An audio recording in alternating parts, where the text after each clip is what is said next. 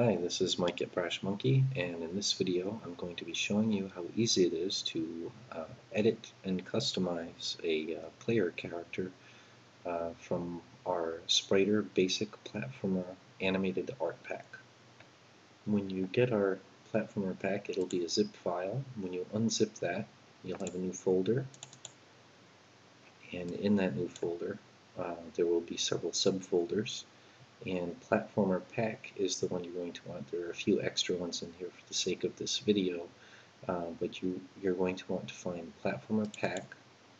You go in there, and if you double click on the player.scml, it will load up into Spriter, and you'll see something like this. And usually to get started, if we're just going to be editing images, we'd want to hide the bones so we can see what we're working with more clearly. And whether or not you have the Essentials version of the art pack or the full commercial version of the art pack, you will see that there's, if you go up one back into the main folder, you'll see that you'll have at the very least Platformer Skin Girl, and what that is replacement image sets for the body parts of the player character that, if applied to that SCML file called player, will give the character a totally different look. And the easiest way to preview how those characters look is to go back into Platformer Pack and then Control C to copy that player .scml file, and then copy it into any of these folders called Platformer Skin underscore and then whatever it is. There we go. And now if you double click that, another copy of Spriter will load up with the new images being used. There you go. And if you have the full commercial version, I'm going to copy that again. If you have the full commercial version, you also have underscore robot and underscore cat. And this can be very useful if you're going to create a custom character based on an edit of the pre-existing art in the Platformer pack. Then you can look for the skin that comes the closest to the final character design you're looking for. And in the case of this demonstration, I'm starting with the cat skin as a base. So this is what I'm going to be starting off with. And before I start editing, I should really point out, always back up your work. And in the case of the Platformer pack, always keep your original zip file as a backup, because you're going to be changing and replacing images, and you always want to be able to restore back to the original images when and if you need to. So when you're ready to start editing your images, what you can do is look in here. I kept the image names of the objects the same as the image file, so that'll keep it very easy to find which images you need to change. And all you do is pick. It's always or often good to start with the head of the character. So you look at the name of the image file, it's phead idle, and I can go into this, back into this folder, specifically cat and heads, and I can find phead idle, which is right here, and I can load that into my graphics program of choice. Once you have your first image loaded into your image editing software, the first thing you're going to want to do is enlarge the image. I like to work at 200%. That just allows you to work a lot faster and sloppier, because you're going to reduce it back down later to 50% of the 200% size, and that'll clean up and hide a lot of your sloppiness or even small mistakes. Click OK. So now it's twice the resolution. And then you, in a lot of modern graphic editing software, you can actually rotate to any degree while you're working, which is very comfortable. But if you can't do that, you're going to want to rotate it 90 degrees. For most of the images, rotate it 90 degrees clockwise. Just make sure, if it's an actual feature, to rotate the actual image instead of just sort of rotate it like a sheet of paper you're working on. make sure you rotate it back to the original. In other words, if you rotate it 90 degrees clockwise, make sure you rotate it back 90 degrees counterclockwise before you save over the original image once you've done your editing. And the same thing with the zooming.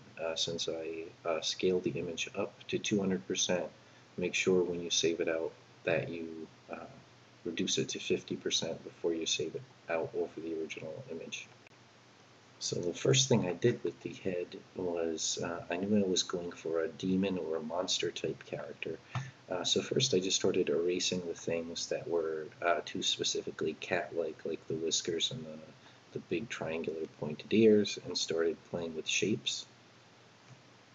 And then the next thing I did was starting to add new details to make the character more interesting and more demon or monster-like.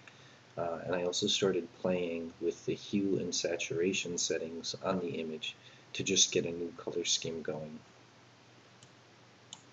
And after a little bit of playing, I came up with this color scheme. I broke up, as you can see here, they're pretty much the same design, but I broke up the parts of the head into two different color schemes. And continued to play with the hue and saturation to see what I liked. And finally I came to this. So to recap so far where we started, we loaded up the basic platformer pack, which starts with this generic gray character by default. And then I chose the skin that's included with the full commercial version of the art pack that came closest in general shape and style to the final character I was going for. Then I started my edits, and in an upcoming build of Spriter, the very next upcoming build of Spriter, there will be a button to immediately refresh your images. But for the case of the work I was doing today, I simply did File, Open Recent Project, and reloaded the same exact file to refresh my images every time I edited and saved over an image to see how the character was coming. And I got up to this point by swapping the images. As you can see from the cat, I shrunk the overall head a bit. I opened the mouth a bit, added those new details, and I also opened the hands. If you look at the hands, they're in fists. I opened them up more to more prominently display the claws of this character and to just make his stance a little more unique. I added that extra sort of animal-like bend to the lower legs just by editing the images themselves. Remember, no change has been made to the Spriter file itself. And once I was happy with the overall design, you'll see the pants actually are almost no different. I changed the belt and I got rid of the stripes along the side of the pelvis image and the two thigh images. It was just the lower leg images and the feet that I changed drastically. And then once I was happy with the overall design of the character, I started playing more with hue saturation, and then eventually just started blending and coloring with a more painterly rendering mode to end up with this character. And as a final touch, you might notice, if the frame rate is good enough on this video, when the cat character blinks, his eyelids are like a normal human's. They move, we could say, vertically. But this monster character, in his final form, when I was done with everything, I made the two additional head images with the blinking and made the eyelids close sideways. So as you can see, without changing the actual animation data at all, just by editing and painting over the images, I was able to start with this, pick the thing closest, start editing, and sort of working my way through the design process, and then finally end up with a very, very distinct and original looking character without much work at all, and you'll see I've only focused, and all this took only a few hours. I focused on this one animation, the idle animation, to establish the design of my character and establish the rendering style. But if you look in the other animations, because Spriter reuses the same images for a lot of the animations, you'll see I already have quite a bit of the work already done for me for most of the other animations. So all I have to do now is pick the next animation that I want to, like for instance walking, and then see that only got the back leg and this front arm here. So I would start looking for those images as well in the folders and start repainting over those to match the design of the new character. And every time you finish the body part images for one animations, you've finished a lot for the other animations. So after finishing maybe 3 or 4, you'll have probably edited all of the images that you need to for the character. But of course you don't have to stop there. You can change images even further. You can certainly, remember the nice thing about this is the character is already fully boned and rigged to animate, so it's very easy to tweak the animations to make it even more different and distinct from the default animations of the art pack, to give it a really specific personality all its own. Create whole new animations, all starting with an already set up and rigged character. Or another thing you could do, like in the case of the Steaming character, is add additional parts to the character. So in the case of this example, what I've done is created a pair of wings for the character.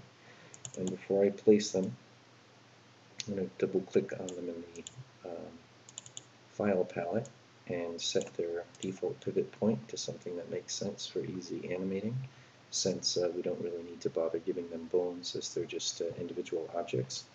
And I'm going to make sure with the 1 and 2 keys that I'm on the very first keyframe of this animation, and I'm going to drag out the first wing,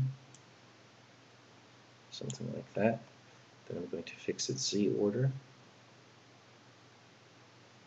by putting it all the way to the back, and I'm going to do the same thing with the second wing, something about like that. Fix its Z order. It'll be just above that backmost wing there. There we go. And now I'm going to assign both of them to the actual main chest bone by selecting the bone, holding B, and then clicking on the 2 different wing images.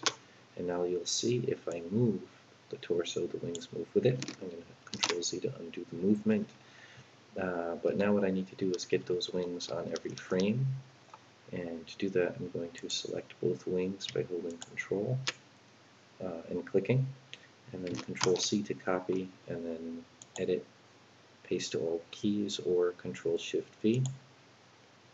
And that does paste the wings to all keys. As you can see in version B5, there's sometimes a bug that puts the wings on the top layer, Z order wise, and this will be the case in all frames.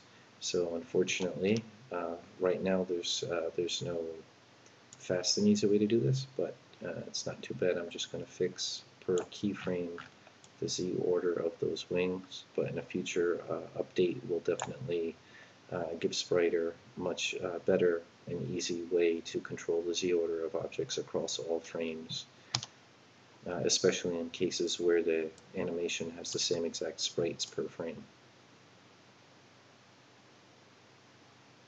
So anyway, you don't need to watch me do this for every frame, but you get the idea. There we go, that didn't take too long. So now we have the wings in proper Z order attached to the torso bone or chest bone on all frames.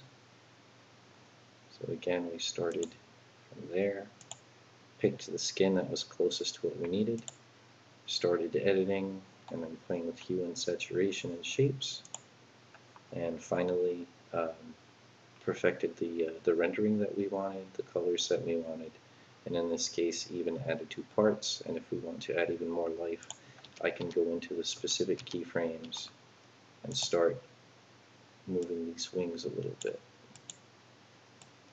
to further bring life and really